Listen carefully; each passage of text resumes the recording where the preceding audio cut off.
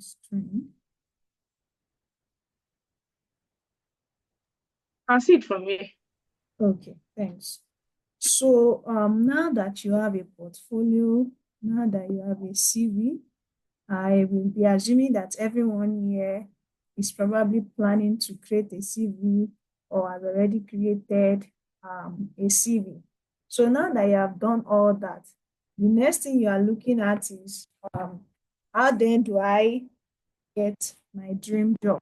You can see the landing page of what I have here.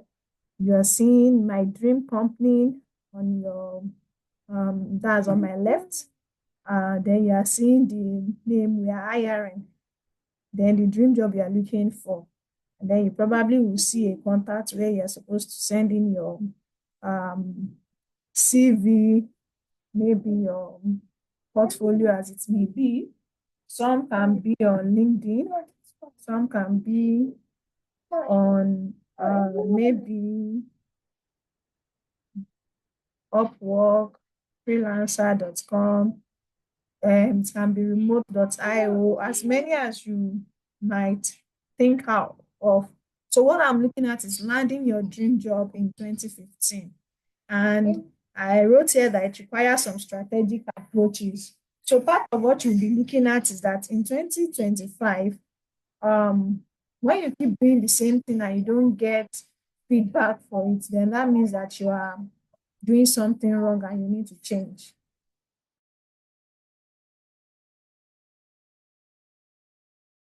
Please give me a minute.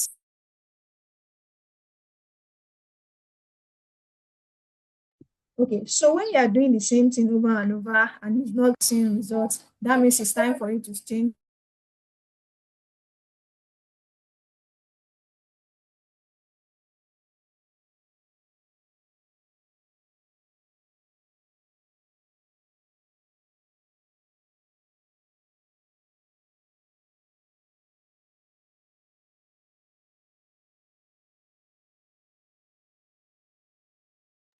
So the first strategy I have on this my slide is that you need to do a self-reflection.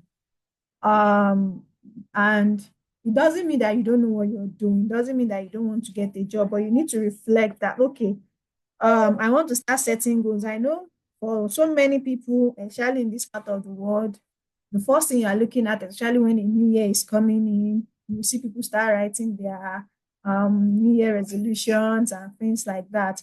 But I feel it shouldn't be when you enter January before you start making those plans and goals. So before you start hustling for jobs, before you start going here and there to the job that you're looking for, it's time for you to do a self-reflection.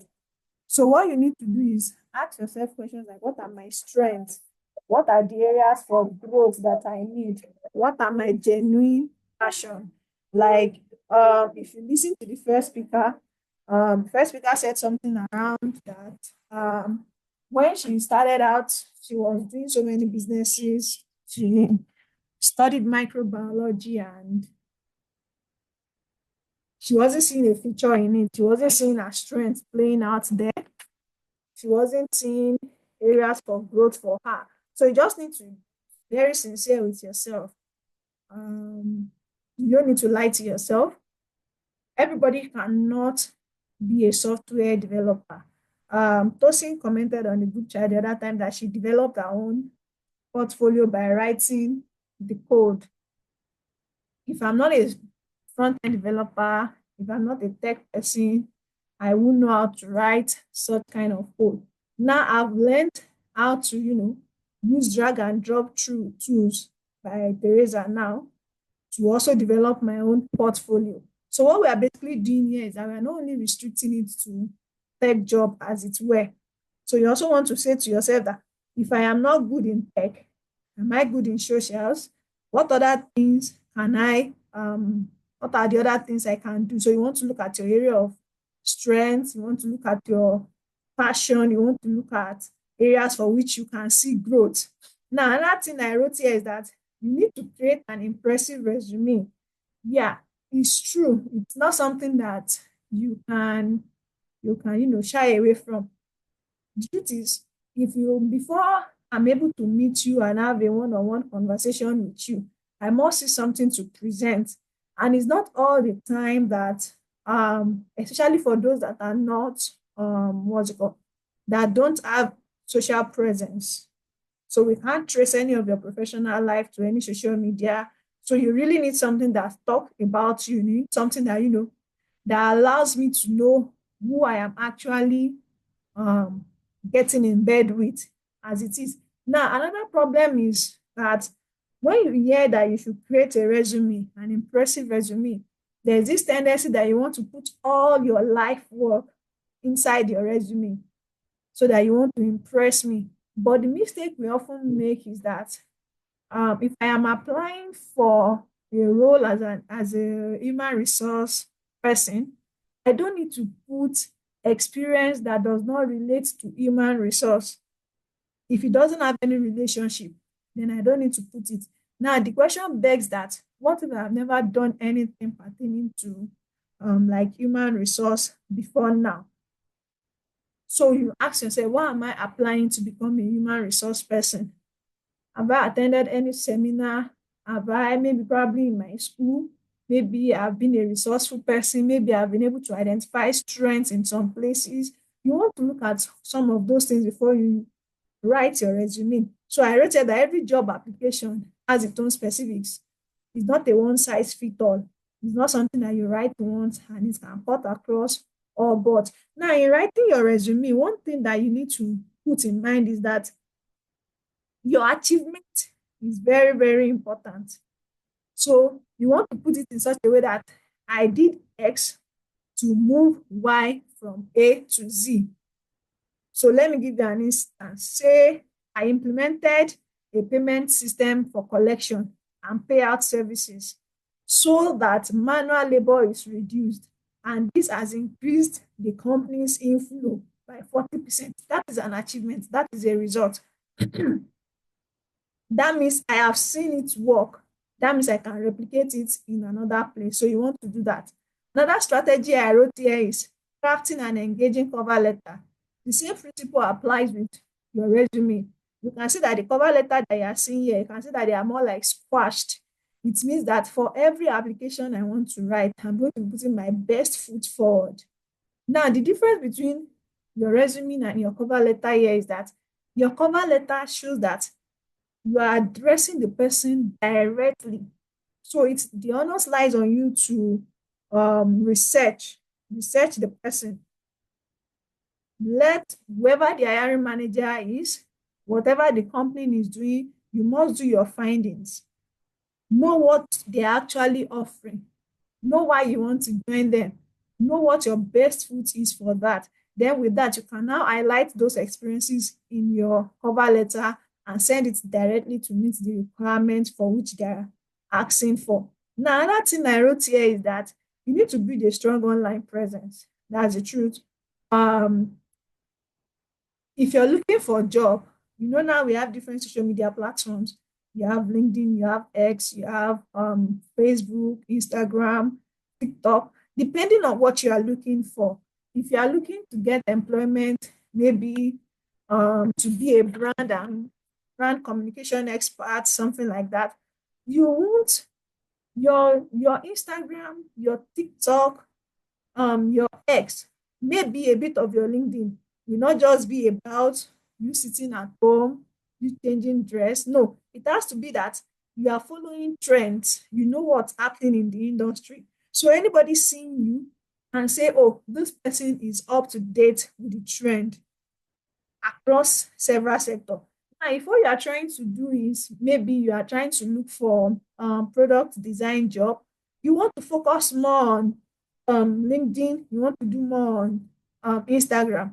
On LinkedIn, you want to post as many of the work you have done as possible. On Instagram, you want to post more of any of the work you have done. You want to look at the current trend and find a way to design something that catches the attentions of your viewer. So for each social media, you need to look at what and how can I align this social media. How can I align myself to use this social media to meet the target of what I am doing? Another thing is that you must try and gather endorsement. If you are starting afresh, if you are trying to pivot into another career opportunity, Just gather endorsements from people. It doesn't mean that they have to tell you that you're 100% perfect. Just somebody that says, oh, well done. Somebody that says, okay, you can do it this way. If you put that there, just like your testimonial and your portfolio, it gives your hiring manager a sense of this person has been improving over time because you have maintained consistency and professionalism across all those platforms. Now, another thing is, especially for the introverts, you don't have a choice, but you have to find a way to network. Find a way to network. You might know it. I wrote it here that it's not just about what you know, but who you know. I'm going to just give you a few minutes experience of how I moved from my sales experience to tech. I came out of school as a tech person. However, okay, I will attend to your question, Oluwatobiloba. However, when I came out after NYC, the hustle and bustle of no job, no this, one thing I've come to realize is there is always job. It might not just be my dream job. And that is why we are looking at it from the context of dream job, not to just landing any job. Now I came out from NYC. I just needed money. I didn't want to feel left behind, the fear of missing out and all of that. And then I got into sales job. Of course, I was bringing in sales to the company, but I realized that going to work every day does not arouse my interest. I just go to work so I can make ends meet, and at the end of I stayed in the company for 6 months. Towards the end of my 6 months in the company, I kept telling my supervisor that I'm not finding fulfillment in this. And he kept telling me, of course, I'm making sales and I'm earning my commission. But at the end of 6 months, I just stopped going to work. I didn't have another job. It wasn't like I had another job. I went back home. I knew how to write code from school, but I didn't know how to make my code make money for me. It's because it's only when people use my code that they can pay me for it. So I stayed back at home for almost a year. And then I had to enroll in an academy again and all of that. And I met someone who wasn't even a tech person, but he introduced me to a community. And from the community, I started meeting with industry leaders and all that. Now, meeting with them gave me opportunity to now learn how to translate my skills into what can fetch me money. Another thing I wrote here is that after you have done that, you have submitted your resume, you have submitted your cover letter and all that, and you are able to get that invite, you need to prepare for interviews. And one mistake I made initially before I eventually got it was that going for interview, I just focused on my core strength. I didn't want them to talk about my weaknesses. I didn't do SWOT analysis for myself and all of that. But now I've gotten to realize that interview is just them trying to know me more. My value, my culture, do I align with them? How do I see myself in this company in a few years' time? So you need to prepare. It's just an opportunity for you to, demonstrate that you are best fit for that role. If you are a woodworker, like what you call carpentry job, there are so many people that can, use hammer and nails together. But what makes me better than them? Is it because I know the names of different woods and how a particular type of wood is better for interior compared to using it in the exterior? So those are some of the things you want to do. So you prepare your research and anticipate question. Then my strategy 7, you will see a compass here showing that you have to maintain perseverance and resilience. Yes, you just need to make sure that at every point, even when you get a rejection mail, it doesn't stop you. So you need determination. You need determination so that you can, when you are getting rejections, you don't burn out. You don't burn out. And I'll be ending the slide on the strategy, then we move to another session where I'll round up. Is by the time you now get to that interview, there's another part of it that makes you feel frustrated. And that is, now I've gotten to the interview. There is this regular question they will ask you. What is your salary expectation, especially for those building a career? So if you don't know how to offer, if you don't know how to like value yourself and negotiate, they will value you and negotiate with you without your consent. So what it means is that before you go out there, research for my current level in the industry, what is my valuation? It's just the same way you want to say you are valuing a startup. You want to ask yourself, okay, if I enter this job in the industry at this level, am I worth 20 naira? Am I worth 100 naira? So those are the things you want to know. So recognize your value in the job market and become an advocate for yourself. Now I'm going to just do a small demo, then we'll come back to this game that I'm going to leave you with so that you will answer yourself. So let me share my entire screen and then let me know if you can see it. So you go on LinkedIn and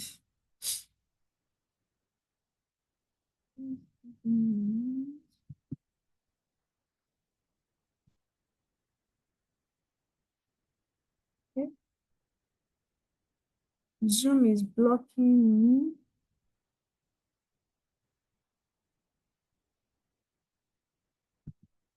All right. Please kindly confirm that you can see my screen. Okay.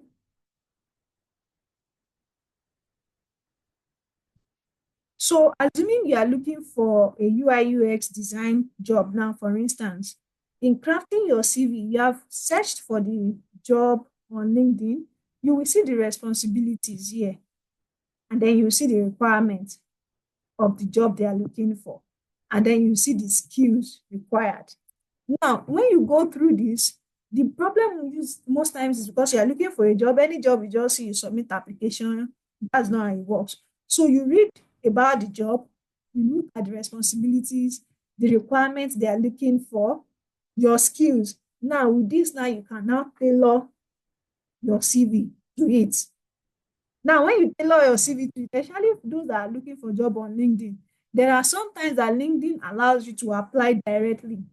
Now, if you see such kind of option, or within the context of the description, you are seeing the hiring manager saying something like, if you want to apply for this job, send an email. I think you rather want to send an email directly to the person instead of clicking the LinkedIn apply easy. Else you keep getting that rejection offer. So I just wanted you to see that. And then we'll go back to our game. Now, in preparing for your um, dream job, look at this reflection game that's turning your dream job into a reality.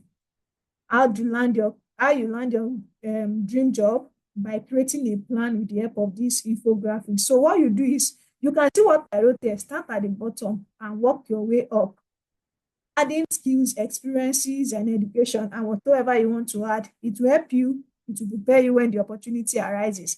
The first thing that probably will come to your mind when you are seeing this game is that you are going to be starting from these other experiences that can help me get my dream job. And that's because that's the first thing you are seeing on the screen.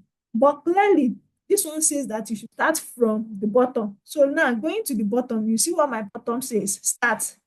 You can see where my arrow is, start. It says my dream job, input your answer here. So when you list out all your dream job here, you are able to now ask yourself, what are the hard skills I will need to succeed at this dream job? Education and training that can help me gain these hard skills. What are the soft skills? Despite that you have hard skills, I still need soft skills. So what are those soft skills that I need to succeed here? Once you do that, you can now come here and say, what are some positions that could lead me to my dream job? Is it by meeting the Teresa? Is it by meeting someone else? Is it by going for all these, if you are looking for tech job, maybe all these dev first and all of that? Maybe it's by commenting on social media. You want to just look at that. Then other experiences that can get me my dream job. So I hope with this, you have an idea of what you do when you see a dream job. So I'll just drop this teaser in the comment section, and then I will ask you to choose which company you would prefer to work between the two. That will help you think of what the concept of your dream job is. So between Google and there's a company called G plus D. Please, you don't research this until you answer. Between Google and G plus D, which of the companies would you like to work with? I've rounded up already. I just needed to answer the question, then go into question and answer. Okay, Teresa said Google. I'm still looking for some of our comments. If you want to unmute, you can unmute. Okay.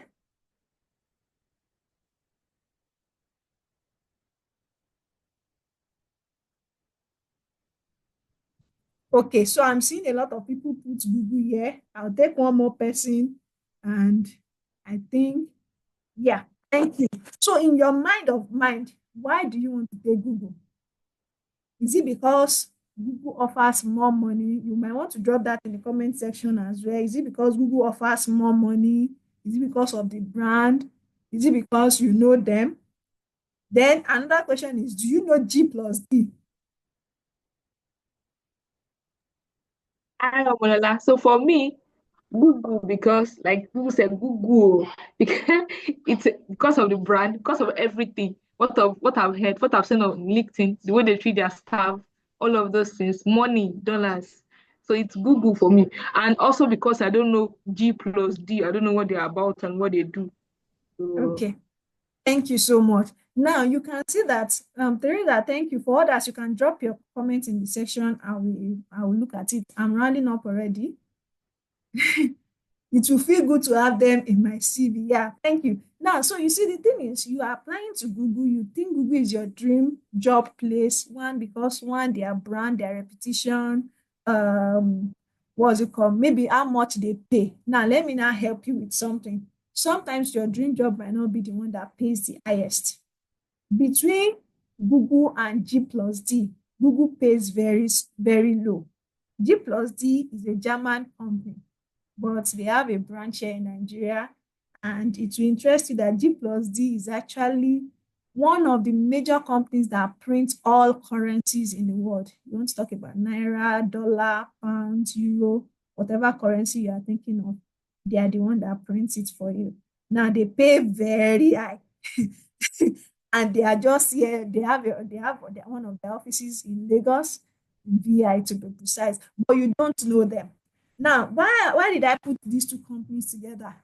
Part of G plus D culture is that they cannot make noise online the way Google will make noise online. So if your own culture is that you want to be seen, you want to come on LinkedIn and post something like, hey, I've gotten a new job now, I am making it at G plus D, then G plus D is not going to be your dream job because you can't post that on your LinkedIn.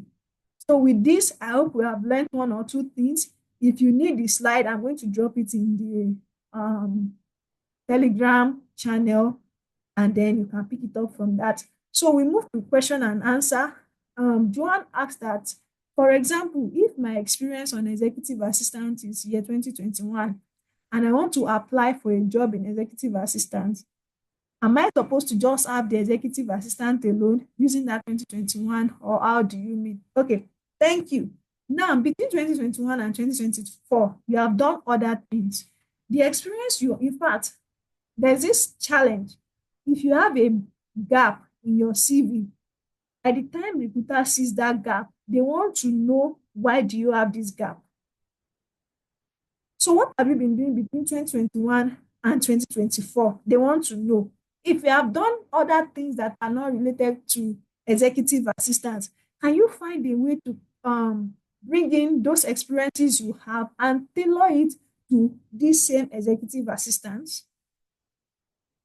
So for instance, now, I once said I did sales. If I want to submit an application that requires that I have to I have to put in sales. I did sales now for more than 6 years ago. Now, what will I do? I can tailor my current experience in tech, and since by the virtue of me, being in the sales before, now being in tech, I now understand users and perspective. I don't just deliver products to them, I deliver experience to them. Because what your user want to do is not, they are not really interested in your product. That's the truth. Your users are majorly interested in your experience. Why is Money Point everywhere? It's not because Money Point has the best product. No, it's the experience that they have given to you. You need cash, you are able to get cash. If they debit you and you don't receive your money on time, they have this auto reversal that you can easily. So it's an experience. So you want to be able to craft whatever experience you have gathered between that 2021 and 2024 in such a way that it fits the current work plan that you want to apply for. I hope I've answered your question. If you have any other question, please, you can drop it. We are almost rounding up. Okay, Okay. Teresa, I you have can a I question here. Yes, you have a question here, Teresa. So the question says, as a data analyst, when adding the project I've worked on to my portfolio, is there need to add the see more button? Teresa, okay, over so to you. as a data analyst, right? I created one that looks like a data analyst. I don't know if I can. Let me see if I can quickly get the link for that. But it's not like it's a must, right? But it's okay for you to add because obviously that section where you created that project in that particular portfolio, you're not putting everything about that project there, even though you describe the project, what you use and all. So if you have a link to maybe your GitHub code or your what's it called now, Google Colab or Notebook where you have the code, right? You can still have the see more, but it's not actually like it's compulsory because and see more is not just for something like website because I said see more for that because I mean we saw that because it led to a particular live website.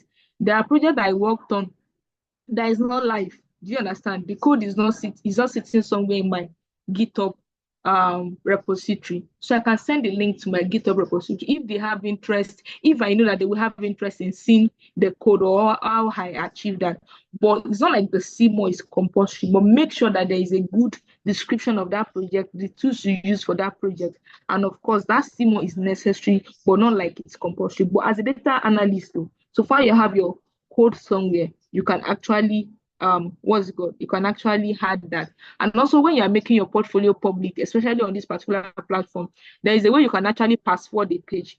If you don't want every person to have access to your what's it called now, your code, right? Maybe just the person that wants to employ you, you can add the link at that time and then put a password so that you give them the password, they check it wherever, you can still remove it, especially if your portfolio is public. So that's just what I want to say. It's not like it's compulsory, but let it be that that section you've already described your work well enough and the evidence is also good enough. Because at the end of the day, if you work on a data analytics task, right, you can't put all the visualization you did, the data cleaning you did, you can't put it on that particular portfolio website. So it is okay for you to have a separate page that contains it. It can even be Medium. It can be LinkedIn article where you have detailed your work on that project, and then you had that button that links to that particular page. So it's necessary, but it's not like it's compulsory. I hope I've answered your question, Yusuf. All right, thank you. Do we still have any other question, Teresa? Thank you for that. If we have any Thank other you, Omolola. question, please ask. You can unmute yourself to ask as well. We are rounding up soon.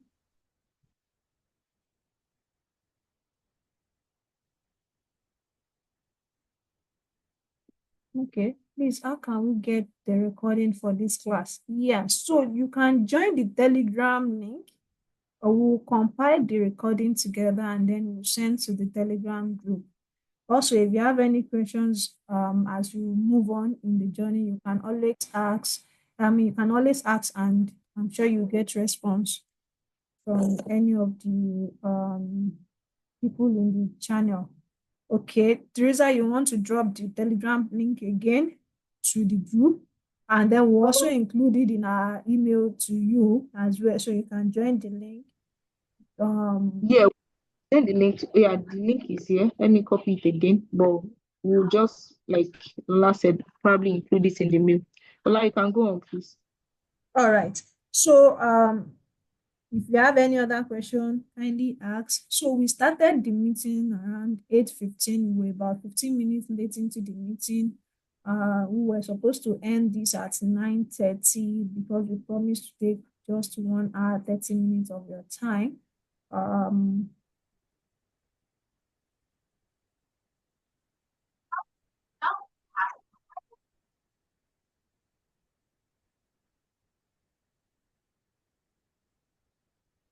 all Okay. right. So with that, Yeah. Then I think there is a question from Joanne. okay, Hello. So joining, yeah. So like how many projects is ideal to have? Like I said, don't put all your projects because they will definitely ask for it's just like something to water their appetite. Do you understand? So don't put one. That's a no. Uh, two or more. Let me say three or more. Do you understand? Because I don't know how two will look, but have maybe five is okay, but something that is enough to water the appetite. But make sure if you put five, make sure you still have at least two other that you can show when they ask you if they ask you for more.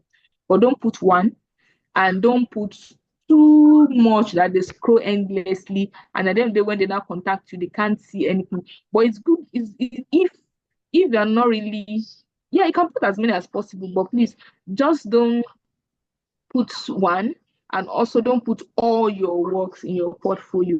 They want to most time they just want to see more because they know that on your portfolio, what you are doing is selling yourself. So they know you are putting your best. So is there another best? Is there something else you have done aside this one? So just pick them something good to water their appetite, and then when they ask for more, you show them more. Or put your good work, put it there. So 5, 10, oh, it's okay. But don't make them scroll endlessly. The way you arrange it also matter. Like my one that has picture now, I don't want to put 15 of something like I presented the other time. It will be like them scrolling endlessly on the page. You understand? So I'm just if I have 15 works, let me just choose the best 6 out of them, right? And write them very well, put a good caption, a good screenshot of the work and all. So I hope I've answered your question. okay, just to add to that, Joan. So one thing you are doing is look at it as though you are marketing yourself on your portfolio. So when marketing yourself on your portfolio, imagine that I come on Instagram, for instance, now and I post a picture of maybe bag there and I write the qualities of the bag inside that picture. I mean, in the description section for that picture and I don't put any call to action.